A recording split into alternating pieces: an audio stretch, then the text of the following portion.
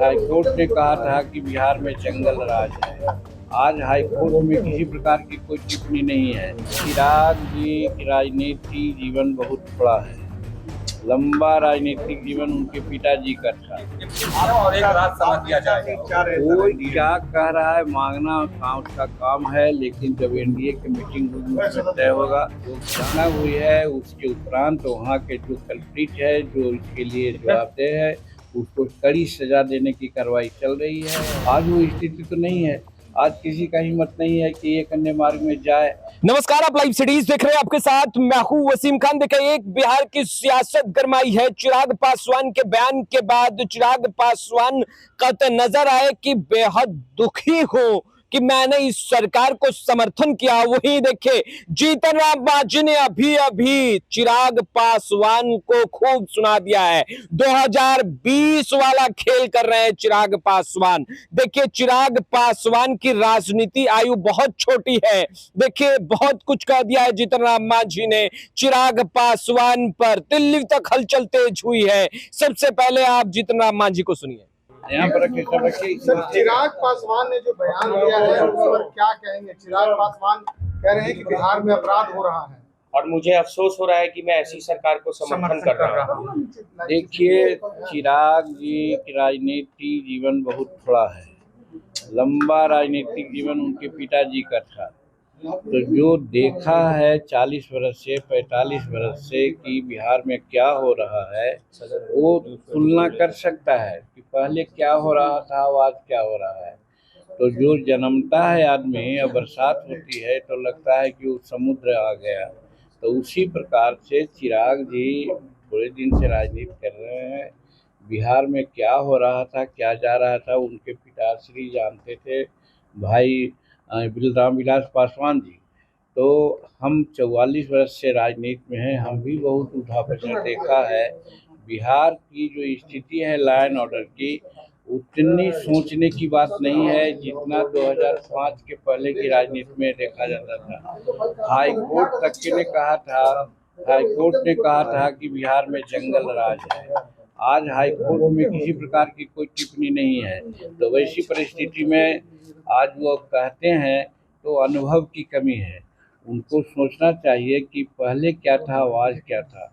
आज बहुत पहले स्थिति खराब थी, उसको ठीक करने का प्रयास किया गया है विकास का काम करके और शांति व्यवस्था करने के बाद।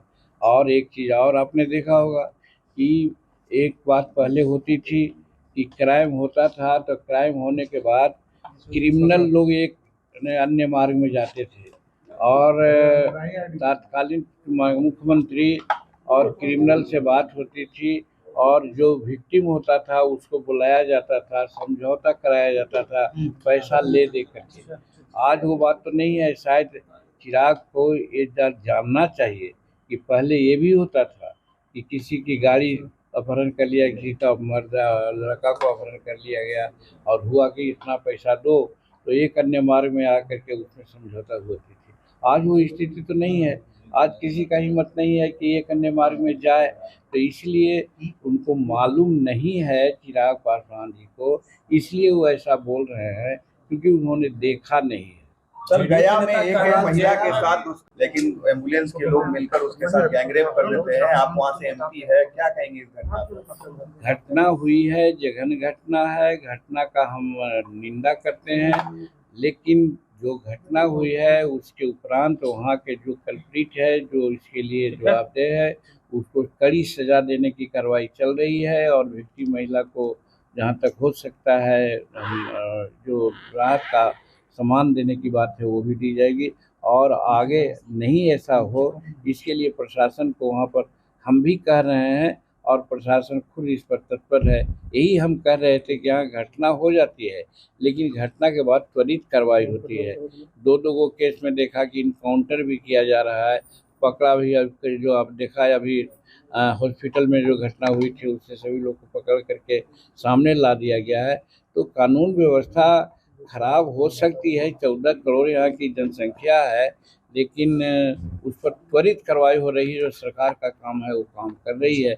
इसलिए हम यही समझते हैं कि हम संवेदनशील यहाँ के प्रशासन है, जो भी कार्रवाई होना है वो होगी। क्या लगता है कि sir Chirag Paswan pressure politics कर रहे और है और दिल कहीं और है?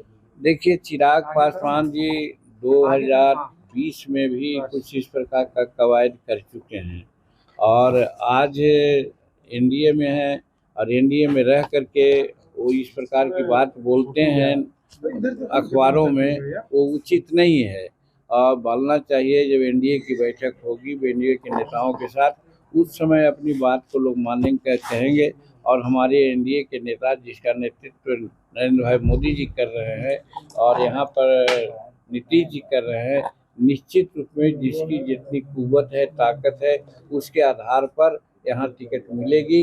इसलिए उसको लिए बाहर से कह करके वो कसरत करके दबाव डालने की बात करता है, वो उचित नहीं है। लोकप्रियता के मामले में प्रधानमंत्री सर्वश्रेष्ठ पर आ गए हैं। किया है कुछ सीटों का, सीट शेयरिंग का आप कब तक होगा? क्या चाह रहे हैं? डिमांड आपको किया है किसी मिले और सीट शेयरिंग का क्या फॉर्मूला होना चाहिए? देखिए, सीट शेयरिंग का जहाँ तक सवाल है, सीट शेयरिंग का सवाल है, वो चुनाव नवंबर में होना है और हम लोग अभी यहाँ असेंबली चल रहा था, बट दिल्ली में पार्लियामेंट चल रहा है, लेकिन जुलाई महीना में बैठकें इसकी होनी है और नहीं तो 15 अगस्त तक सारी कार्रवाई एनडीए में सीटों के संबंध में हो जाएगी। सब लोग अपना अपना काम करेंगे। लोकप्रियता के कहा जा रहा है सर कि 17 से 22 सीट, एक डिप्टी सीएम और एक राज्यसभा दिया जाएगा। कोई क्या कह रहा है, मांगना काम उसका काम है, लेकिन जब एनडीए की मीटिंग होगी उसमें तय होगा। जहाँ तक हमारी बात है, हमारा कोई डिमांड नहीं है, हम अनुशासित सिपाही हैं एनडीए का।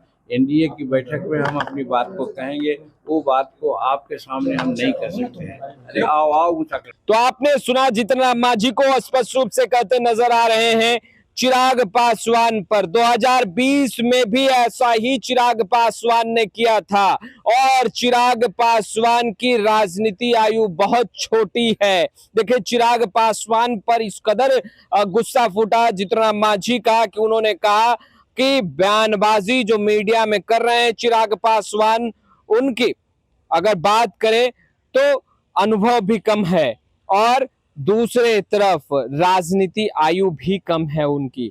उनके पिता स्वर्गीय रामविलास पासवान की राजनीति आयु लंबी थी, मगर चिराग पासवान की छोटी है। वहीं 2020 वाला खेल जीतन राम मांझी ने अभी अभी बड़ा बयान दे दिया है। एक बिहार की सियासत गरमाई है, एनडीए में घमासान शुरू हो चुका है। फिलहाल इस वीडियो में इतना ही। आपका बहुत बहुत शुक्रिया।